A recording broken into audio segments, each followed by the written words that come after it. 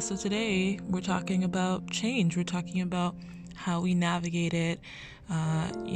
It's not the easiest thing. It can be really, really stressful. It can come with all kinds of emotions, guilt, shame, grief, sadness.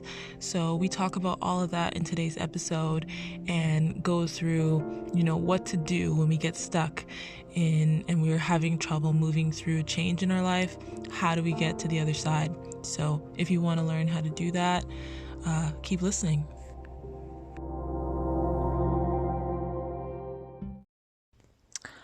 Hi, friends. Welcome back to another episode. Today, I want to talk about how to navigate change, because change is something that is rapidly happening, especially in the last few years.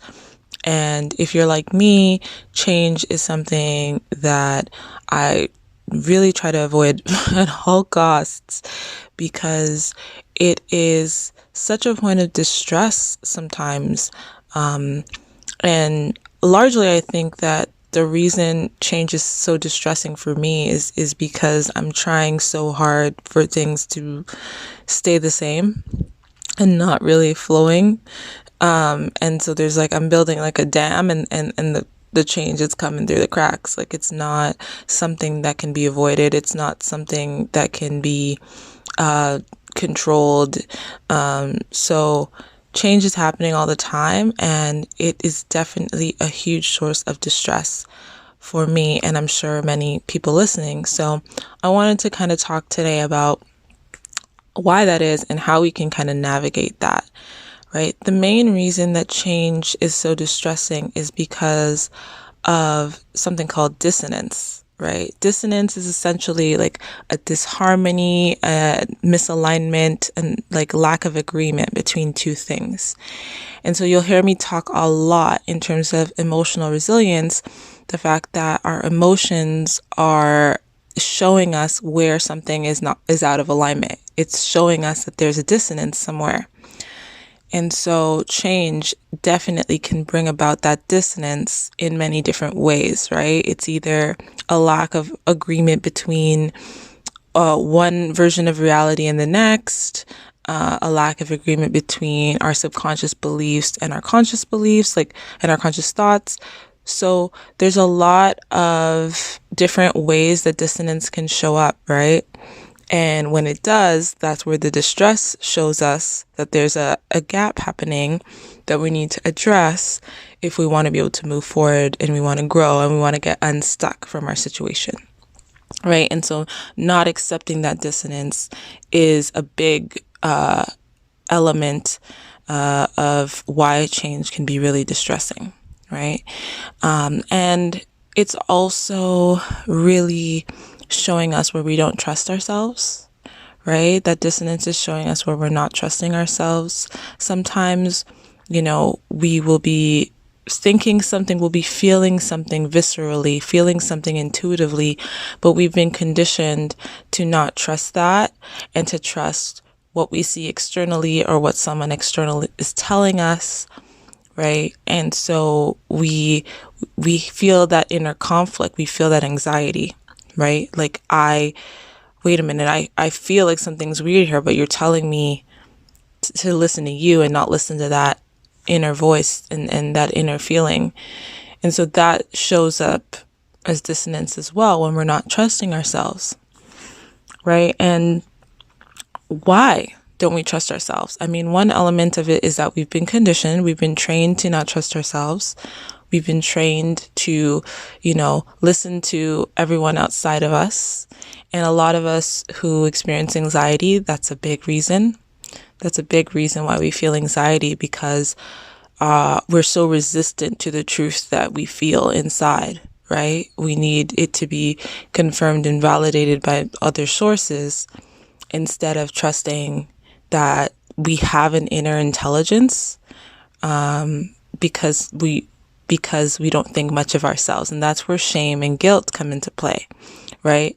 So I'm going to talk a little bit about that. Shame is a really scary feeling for a lot of people. It's something that we don't like to acknowledge we're feeling, but it's so important to acknowledge when it's coming up. When we don't feel good about who we are, that goes to the core of everything, right? That goes to the heart of everything. So we need to, if we want to move forward, if we want to grow, then shame is like very important to look at. Shame says that we are believing mistruths about who we are, right? And it's trying to show us what those mistruths are. So as we go through life, we collect all this information that forms our identity, right? That's our ego. It's like someone will describe you as this, and you'll decide, okay, I'm that. We make all these agreements with people as we go through life, and that determines what our identity is. And we make these agreements with people without realizing, right? It's like, oh, well, my mom told me I'm shy, so I guess I'm shy, right? And we carry that belief that we're shy for so long subconsciously. It's just buried in our subconscious. And the time will come when we're faced with a situation where we've grown past that and we're ready to be bold, and that subconscious belief, that shame, will show us that we're still holding on to that belief that we're shy, and it's not true anymore. It's not true in this moment, right?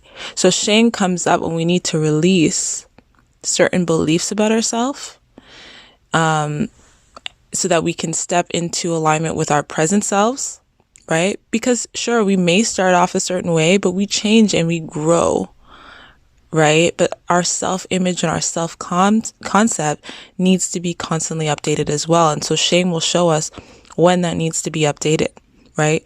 And so when we don't trust ourselves, a large part of it is because we feel some shame. We're holding on to beliefs about how we are, who we are, right? What our identity is, right? Oh, I'm dumb, or I'm not intelligent, or I don't know this, or I don't know that, because someone told us that sometime in our past, and we entered an agreement and we decided, yeah, that's true. And we never let that go, and we never questioned it, and we never doubted it again.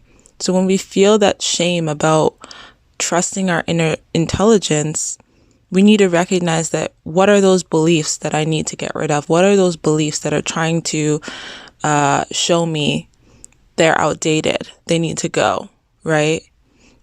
Because you definitely can trust yourself.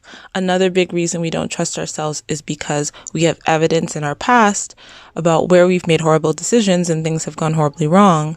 And I know that. I spent decades of my life self-sabotaging and destroying my life. So I have a lot of evidence of having made terrible decisions.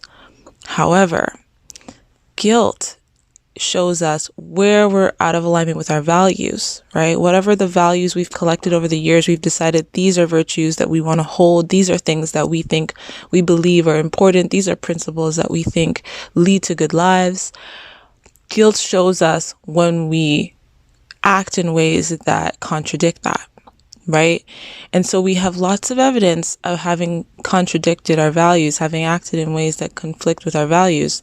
That's completely normal. We're humans. We're going to do that because, again, we're not always able to tap into ourselves in the moment. We're not always able to listen to our higher spirit instead of our ego. And so we're going to do those things, and guilt is just there to flag for us where we've done that. But what we have to remember is that those horrible decisions that we made in the past were not made from a place of strength. They were made from a place of fear or a place of avoiding or a place of ego, right? They were not made from a place of tapping into our inner wisdom and our inner intelligence and really listening to what we felt was true and doing what we felt was right, even when the evidence wasn't in front of us, right? So when we don't trust ourselves because of these past decisions we've made that we're not proud of, it's really about trying to see that that's not proof that we can't trust ourselves. That's actually proof of what happens when we don't trust ourselves, right? That's proof of what happens when we don't listen to our inner intelligence. We make these decisions that have these horrible results, right? And sometimes that's the process. That's what we're meant to learn. That's what we're meant to go through. But we can't use that to gauge how capable we are, right? Because those decisions weren't made from a place of how capable we are. It was made from a place of not knowing what to do, not asking for help, not looking for guidance, and just trying to survive, right? And so, yes, we may have gone against our values, and that's important to see because it reminds us of what our values are, and we get to decide if we're going to move forward and live by our values, right? That's a choice we can make today, right? So guilt and shame can show up when we don't trust ourselves, and it's important to look at these emotions and see what information they're trying to show us so that we can come into trusting ourselves, because when we trust ourselves, we close that gap, we shrink that gap of dissonance a bit, right? And we get back into alignment with where we are today, who we are today, and how we're going to show up moving forward. That's the opportunity to choose, right? So navigating change, navigating this dissonance, and coming into acceptance of the present, and coming into acceptance of like, okay, this is where I was yesterday and this is where I am today, right? That's what I mean when I say two different realities, because change can be something that, you know, we drag ourselves through. We're just trying to survive this change because we're holding on to our preferences. We're holding on to how things were or how we think things should be. And we're not yet in a state of, okay, where am I at? And we're not going to always like where we're at. That's not the point, right? Often it's good to see when we don't like where we're at. You know, another emotion or emotions that come up when we're navigating change could be grief, could be sadness. And these emotions show us where we need support. They show us what is meaningful to us, right? If I lose something and I'm grieving that and I'm sad about that, I get to understand why that means so much to me. And sadness is often an emotion that helps us set our aims in life and helps us set our goals in life, because when we understand what's meaningful to us and what's important to us, we can set our sights, we can make that our North Star. We can set our sights to achieve that and to get that. And it might not be physically. Like if we lose someone we love and they're no longer physically with us, we can't do anything about that. However, the qualities that they possessed, can we embody that? Can we carry that forward? Can we look for that in other people, places, and things so that we can keep their essence alive with us and keep that, the part of them that was meaningful, keep that with us, right? Holding on to items of theirs, if that's something that we feel comfortable with. Like, so there's different ways to make those things that make us sad, make the things that are meaningful for us our aims, make those things our goals, right? But we need to start with where we are, and that starts with accepting the present and accepting that it's not what we want, right? Acknowledging that, okay, this is where I am today and this is not what I want, right? It's about that self-awareness, that self-knowing of who we are and of what we want. Like I said, trusting ourselves. So when we find ourselves in a situation where this isn't what we want, our initial reaction is, okay, then I'm going to reject it. I'm going to avoid it. But that just widens the gap of dissonance, and it creates more and more anxiety because we're out of alignment, right? To move forward, we have to move through wherever we're at. We can't control our external world. We really can't. Like, we have very, very little control over our external world. We can sometimes influence or manipulate, but the majority of it is just gonna happen, right? There's other players involved. And so we need to recognize when these emotions come up that they're showing us, okay, hey, this is where you're at, and you can choose now if you're going to stay stuck or you're going to move forward. Or what are you going to do? What direction are you going to take? Right? But it starts with starting with where we're at. And that doesn't mean that we need to like it. That doesn't mean that we need to say, oh yeah, this is great where we're at. No, but it's important to know so that we know where do we want to go? Where do we want to be? Right? Holding on to where we were doesn't really help us get there. Right? And so navigating change and learning to come into alignment and to accept the present moment and accept what's coming up for us in the present moment, that is how we start to move forward and actually get to where we want to be. Right? And that might take a long time. There's no timeline on that, but that is part of the process. And one thing I'll say about this is that it's not straightforward. It's not linear. It's not binary. It's very much a winding road and an up and down path.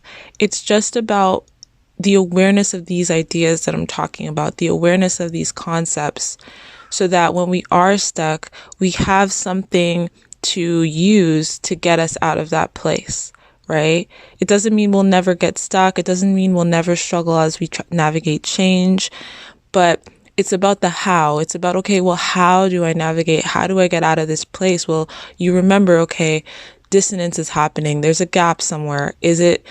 Am I not accepting my reality? Am I not trusting myself? Where is the gap? What are the emotions that are coming up? And what are they showing me about how misaligned I am or where the disagreement is? And how can I use that wisdom to then set my actions? Do I need to choose, an aim or a goal for my life? Do I need to deal with some shame and pull out these old beliefs about who I am that aren't serving me anymore, that aren't true anymore today? Like, what is it that I need to do? Do I need to remember the values that I have so that I can try to live in alignment with them? I can try to live by those values. Where is it? Where is the disconnect happening?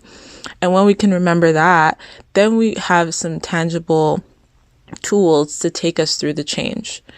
Right? The change is going to constantly happen. It's going to affect us in many different ways. But when we get there, we know there is a solution. We know there is a way to get through it and get to the other side of it until the next change happens, right?